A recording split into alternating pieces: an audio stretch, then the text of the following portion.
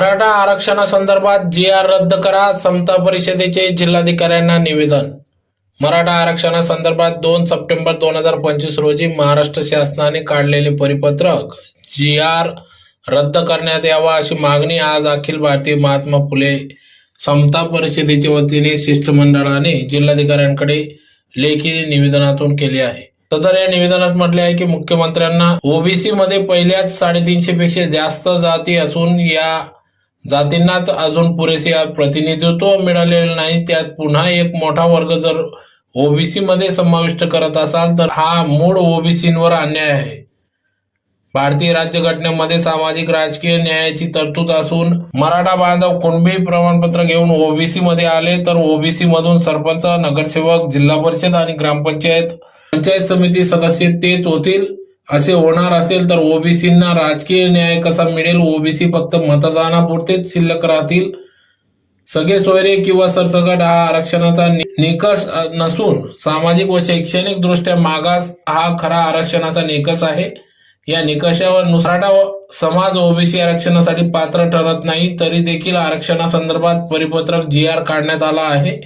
घटनेने दिलेले आरक्षण हे सामाजिक व शैक्षणिक दृष्ट्या मागास प्रवर्गासाठी असताना सामाजिक दृष्ट्या मागास नसलेला मराठा समाजाला ओबीसी मध्ये आहात हे मूळ ओबीसींवर अन्यायकारक आहे.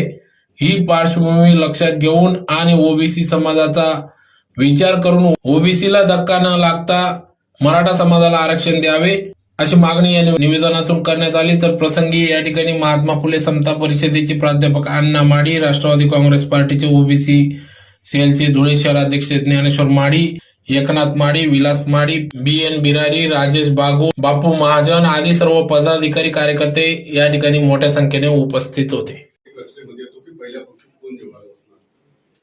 यात्रेचा मान कोणाला असणार? होळीचं नारळ कोण फोडणार? पोळ्याचा बैल कोण पहिले फिरवणार?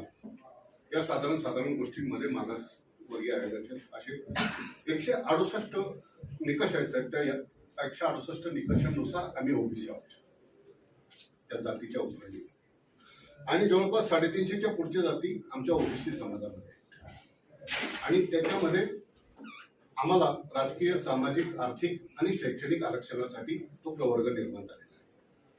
परंतु विशिष्ट समाज हा त्याच्यात म्हणजे मत व्हायचा असेल तर त्याला स्वतःचा मागासपणा सिद्ध करावा लागेल. तर मागच्या काही काळामध्ये 2016-17 पासून आतापर्यंतच्या अनेक मोर्चे आणि आंदोलनं दोन्ही बाजूनी झाली.